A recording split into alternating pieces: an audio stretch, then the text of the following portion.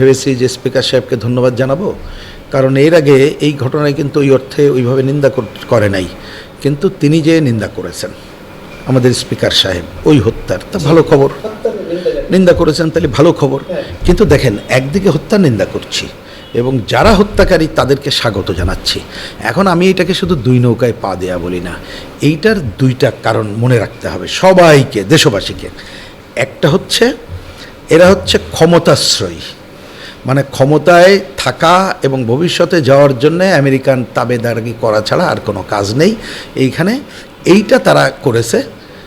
দ্বিতীয়ত হচ্ছে একটা নীতিনিষ্ঠ অবস্থানে থেকে যারা রাজনীতি করে না তারা এ ধরনের ঘটনা ঘটাইতেই পারে।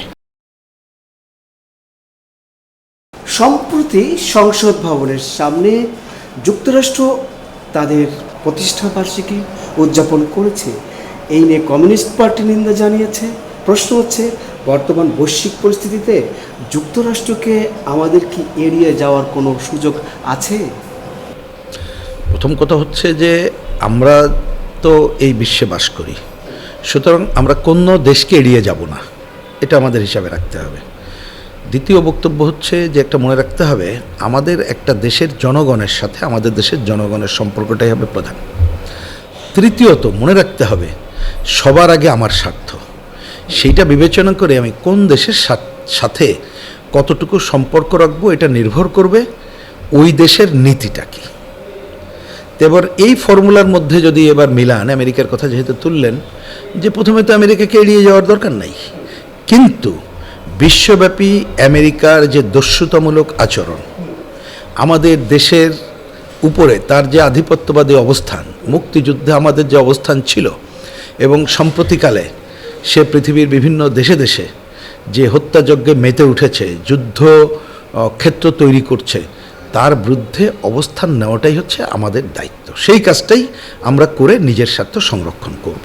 তাহলে এই ভিত্তির উপরে দাঁড়িয়ে এবার আসি, আমেরিকা তার জাতীয় দিবস পালন করবে। হ্যাঁ, নিশ্চয়ই তার জন্য তো এখানে জায়গা আছে, আমেরিকান দূতাবাস আছে, এবং জানেন যে আমেরিকান দূতাবাস একটা বিশাল জায়গা নিয়ে আছে। তারা সেই দূতাবাসে করুক, অথবা তাদের অজস্র টাকা পয়সা আছে, হল ভাড়া করে কোথাও যদি করতো, বা কোনো বড় আমাদের এই যে হোটেলগুলো আছে সেখানে তারা করতে পারতো। এটাই তো আমাদের, তো আমরা কেন দ্বিমত করবো? এটা তো তাদের কাজ করা। তারা আমন্ত্রণ জানাইতো, যারা যেতে চায় তারা যাইতো, সেটা নিয়ে তো আমাদের কোনো আপত্তির বিষয় না বা আমাদের কোনো বক্তব্য নাই। এটা নিশ্চয়ই তার স্বাধীনতা দিবস, তার যে দেশের, এটা তারা পালন করবে, এটাই স্বাভাবিক। কিন্তু আমাদের প্রশ্ন হলো, দেখেন, আমাদের জাতীয় সংসদ তো আমাদের একটা অনন্য জায়গা, এবং সেইখানে আমাদের বাইরে অন্য দেশের পতাকা তুলে তার একটা জাতীয় দিবস পালন করবে, এইটা তো আমরা চাই না। শুধু আমেরিকা কেন, এইখানে অন্য কোনো দেশ ওইখানে এ ধরনের কর্মসূচি পালন করুক, এইটা আমরা তার ঘোরতর বিরুদ্ধে। এবার আসি, এইটা যেহেতু এর আগে কাউকে আমরা দেখিনি, হঠাৎ করে তারা এটা করলো, এবং কারা এখানে আলোচনা আসছে। ধরুন, পৃথিবীর তাহলে দেশগুলোকে তো আমাদের বিবেচনা করতে, আগে যেটা বললাম, আমেরিকা হচ্ছে সেই দেশ যে আমার মুক্তিযুদ্ধের বিরোধিতা করছে, আমেরিকা হচ্ছে সেই দেশ সারা বিশ্বে যুদ্ধবাজের কাজ করছে, আমেরিকা হচ্ছে সেই দেশ এখন আমাদের দেশের উপর আধিপত্য বিস্তার করতে চাইছে, আমেরিকা হচ্ছে সেই দেশ, আমি যদি বেশি দূরে নাও যাই, এখনকার যিনি রাষ্ট্রদূত এসেছেন, আসার আগে বাংলাদেশের উপরে তিনি কোন ধরনের কর্তৃত্ববাদী অবস্থান জারি রাখবে এবং অন্যান্য দেশের কর্তৃত্ব কীভাবে খর্ব করবে সেই কথা সে বলে এসেছে। তাহলে সেই জায়গায় আমাদের বাংলাদেশের বর্তমান সরকার একটা স্লোগান দেয়, সবার আগে বাংলাদেশ। তো এটা তো সবাই চায়, এটা মুখে দিলাম সেটা তো বড় কথা না, বড় কথা এটা আমরা বাস্তবায়ন করছি কিনা। কিন্তু আমি মনে করি সম্প্রতিকালে তারা যে অনেক ধরনের চুক্তিসহ যেখানে চলে গেছে, সেই জায়গায় জাতীয় সংসদ ভবনের সামনে তাদের একটা এই ধরনের সভা করার অনুমতি দেওয়া, এটা খুবই একটা অন্যায় অযৌক্তিক কাজ সরকার করেছে। সুতরাং এটা মোটেই যথাযথ হয়নি বলে আমরা মনে করি, এই জন্য আমরা এর বিরোধিতা করেছি। এই প্রসঙ্গক্রমে আমি আরেকটা গুরুত্বপূর্ণ আলোচনা করতে চাই, এটা মনে রাখা দরকার। আমরা এটা মিডিয়ার মাধ্যমে দেখলাম, আমাদের পার্লামেন্টের সদস্যদেরকে নিয়ে যে আমেরিকান ককসাস গঠিত হয়েছে, এইটা তার একটা ভয়াবহ খবর। তার মানে দেখেন, আমাদের অনেক সময় পার্লামেন্ট মেম্বাররা, ধরুন আমাদের হাওড় অঞ্চলে তারা একটা আলাদা টিম করতে পারে, আমাদের দক্ষিণ অঞ্চলের জলবায়ু প্রবণ এলাকার টিম করতে পারে, বা আমাদের আদিবাসীদের করতে পারে। কী জন্যে? তার স্বার্থ সংশ্লিষ্ট আলোচনা করবে। এই ধরনের কক্সাস গঠন করতে পারে, কিন্তু যখন আমেরিকান নামে এটা করে তার মানে কি পার্লামেন্ট মেম্বাররা ডিফ্যাক্টো আমেরিকান স্বার্থ রক্ষার কাজটা করছে, যেটা আমরা মনে করি খুবই একটা ঘোরতর অপরাধমূলক কাজ। এবং যারা এইটার মেম্বার হয়েছে আমি জানি না তারা দেশের স্বার্থ রক্ষা করবে এই ওত নিয়ে সংসদে গেছে, নাকি অন্য দেশ বিশেষ করে আমেরিকার স্বার্থ নিয়ে মানে সংরক্ষণ করবে বলেই তারা সংসদে গেছে। জনগণের কাছে তাদের এই বিষয়টি পরিষ্কার করা দরকার এবং এই ধরনের কোনো কক্সাস গঠন করা যথাযথ বলে আমি ব্যক্তিগতভাবেও মনে করি না। ওই অনুষ্ঠানে বিএনপি এবং জামাতের নেতারা উপস্থিত থেকে যুক্তরাষ্ট্রের তুমুল প্রশংসা করেছে।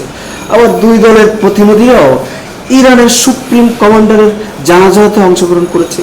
এটা কি দুই নৌকায় পা দেওয়া নয়? না, এইটা একটা আমি বলি যে এটা একটা ভেরি প্রথমে মানুষের কাছে ইন্টারেস্টিং খবর যে দেখেন যে ইরানের খামেনিকে হত্যা করলো কে, তো ঘোষণা দিয়ে হত্যা করেছে এখনকার আমেরিকা, তার প্রেসিডেন্ট এবং আমেরিকান প্রশাসন। সেইখানে এরা গেল এবং আমি তো প্রথম একটু যাওয়ার পরে বিশেষ করে ভেবেছি যে স্পিকার সাহেবকে ধন্যবাদ জানাবো, কারণ এর আগে এই ঘটনায় কিন্তু ওই অর্থে ওইভাবে নিন্দা করে নাই, কিন্তু তিনি যে নিন্দা করেছেন আমাদের স্পিকার সাহেব ওই হত্যার, তা ভালো খবর। নিন্দা করেছেন তাহলে ভালো খবর, কিন্তু দেখেন একদিকে হত্যার নিন্দা করছি এবং যারা হত্যাকারী তাদেরকে স্বাগত জানাচ্ছি। এখন আমি এটাকে শুধু দুই নৌকায় পা দেয়া বলি না, এইটার দুইটা কারণ মনে রাখতে হবে সবাইকে, দেশবাসীকে। একটা হচ্ছে এরা হচ্ছে ক্ষমতাশ্রয়ী, মানে ক্ষমতায় থাকা এবং ভবিষ্যতে যাওয়ার জন্য আমেরিকান তাবেদারগি করা ছাড়া আর কোনো কাজ নেই এইখানে, এইটা তারা করেছে। দ্বিতীয়ত হচ্ছে একটা নীতিনিষ্ঠ অবস্থানে থেকে যারা রাজনীতি করে না তারা এ ধরনের ঘটনা ঘটাইতেই পারে। তা সেটা মানুষের বোধগম্য শব্দে আপনি দুই নৌকায় পা দেওয়ার কথা বলতে পারেন, কিন্তু আমি এটা বলি যে জনস্বার্থ উপেক্ষা করে নীতিহীনতার একটা বহিঃপ্রকাশই আমরা এই সব দলের কাছ থেকে এটা দেখতে পেলাম। তিস্তা প্রকল্পের দায়িত্ব চীনকে দেওয়া হয়েছে, আপনার প্রতিক্রিয়া কি? না, দেওয়া হয়েছে এরকম খবর আমি ব্যক্তিগতভাবে এখনও কিন্তু পাইনি। এটা একটু খেয়াল করবেন, আমি যতটুকু দেখলাম যে আমাদের প্রধানমন্ত্রীর সফরে চীন বলেছে কারিগরি সহায়তা দেবে, এটা হচ্ছে এক নম্বর কথা। দুই নম্বর, এখন খবরাখবর আসছে তিস্তা প্রকল্প এটা নাকি আবার নতুন করে কীভাবে করবে। তা সুতরাং এটা আমরা দেখি, কারণ আমাদের স্বার্থ সংরক্ষণ করেই নিশ্চয়ই যেটা করা হবে আমরা তার বিরোধিতা করব না, কিন্তু আমি মনে করি আগের আমাদের কাজটা মনে রাখবেন, একটা বড় প্রকল্প নিলাম যাচাই বাছাই করে নিতে হবে, আর আমাদের কিন্তু ভারত থেকে তিস্তার পানির ন্যায্য হিসেবে আদায় করতে হবে। কিন্তু আমি এই প্রকল্পের মধ্যে ঢুকলাম এবং পানির ন্যায্য হিস্সা আদায়টা পেছনে পড়ে গেল, সেটা কিন্তু যথাযথ হবে না। আর আমি ব্যক্তিগতভাবে মনে করি যদি আমরা আমাদের দেশের সাথে এ ধরনের প্রকল্প নিশ্চিত করি তাতে নিশ্চয়ই কারিগরি সহায়তা, চীন তার অভিজ্ঞতা আছে, যদি নিতে চায় কারিগরি সহায়তা ব্যক্তিগতভাবে আমরা আপত্তি করব না, এবং যদি আরও কারিগরি সহায়তা আরও ভালো কারোর কাছ থেকে পাওয়া যায় এটা আমরা নিতে পারি। এই তিস্তা প্রকল্পের কারণেই ভারত উদ্বেগ জানিয়েছে, আপনার মন্তব্য? আমি অফিসিয়ালি এটা দেখি নাই, আর কেউ উদ্বেগ জানালো না জানালো নিশ্চয়ই এটা কূটনৈতিক কারণে আমরা হিসাবে রাখব, কিন্তু আমাদের প্রথম দেখতে হবে তিস্তা প্রকল্প কী করছি না করছি, তার এলাকার জনগণ এবং বাস্তবতা কী, এবং সুদূর প্রসারী তার প্রভাব কী পড়বে। যদি এই সব হিসাব নিকাশ করে আমাদের দেশের বিশেষজ্ঞরা এবং স্থানীয় জনগোষ্ঠী নিশ্চিত করে যেটা আমাদের জন্য লাভজনক হবে, এবং ভারতের সাথে খালি আমাদের একটা হিসাবে রাখতে হবে যে 54টা নদীর অভিন্ন পানির উৎস ভারত, তিস্তার পানির যথাযথ আমরা আদায় করতে পারিনি, সেই আদায় করার ক্ষেত্রে এইটার প্রভাব কী হবে ওইটুক বিবেচনা করে হয়তো আমরা কিছু কৌশলী হতে পারি, কিন্তু কোন দেশ কী ভাবলো সেটা আমাদের কাছে প্রধান বিবেচনা হবে বলে আমি মনে করি না। ভারত বাংলাদেশে পুশিং করছে, আপনি কি এটাকে বৈধ মনে করেন? না, যেভাবে পুশিংটা দেখলাম এইটা কোনোভাবেই গ্রহণযোগ্য না। প্রথম কথা, আমার পরিষ্কার বক্তব্য যে ভারতে যদি আমাদের অনেকেই, যেহেতু পার্শ্ববর্তী দেশ, অনেকে এখানে কি বলে যে আর্থিক কারণে নানা কারণে গরিব মানুষ যায়, যেতেই পারে, সেটা অন্য জিনিস। যদি তারা সুনির্দিষ্টভাবে এই ধরনের ট্রিট করতে পারে যে আমাদের কেউ বেআইনি গেছে, তার তো একটা কূটনৈতিক সিস্টেম আছে, সেই সিস্টেমে তারা সরকারকে বলুক। যদি আমরা প্রকৃত অর্থে দেখি যে আমাদের দেশের জনগোষ্ঠী কোনো কারণে ভুল করে হোক কোনো কারণে ওই দেশে চলে গেছে, আমরা আনার ব্যবস্থা করব। কিন্তু যে ধরনের পুশব্যাক, আবার ঠেলাঠেলি, পুশিং, এই যে ধাক্কাধাক্কি চলতেছে, এটা একটা অমানবিক বলে মনে করি। এই ক্ষেত্রে আর একটা ক্ষতি হচ্ছে, এটা মনে রাখতে হবে। যেমন দেখবেন যে ওইটা করার জন্যে ওই অঞ্চলে পশ্চিমবঙ্গে এখন বিজেপি সরকার আসলে তারা একটা উচ্চকণ্ঠে কথা বলছে, আবার আমাদের দেশের জনগণও যে রুখে দাঁড়াচ্ছে। এইটা তো আমরা তো দুই দেশের জনগণের ঐক্য চাই, আমরা তো সংকট চাই না। বরঞ্চ ভারত সরকারের এই ধরনের কর্মকাণ্ডের মধ্য দিয়ে এই যে দুই দেশের জনগণের ঐক্য বিনষ্ট হচ্ছে, এইটা বিশেষভাবে ভারত সরকারকে মনে রাখতে হবে। কিন্তু আমি এটা জোর দিয়ে বলবো, আমাদের দেশের জনগণ যদি কোনো কারণে ওই দেশে যেয়ে থাকে, তারা যথাযথ তথ্যপত্র উত্থাপন করুক। আমি আশা করি আমাদের সরকার যৌক্তিকভাবে তাদেরকে কিভাবে আনা যায় সেটা আমরা বিবেচনা করব। changeTV.press, এক ফোঁটা হলুদও নেই।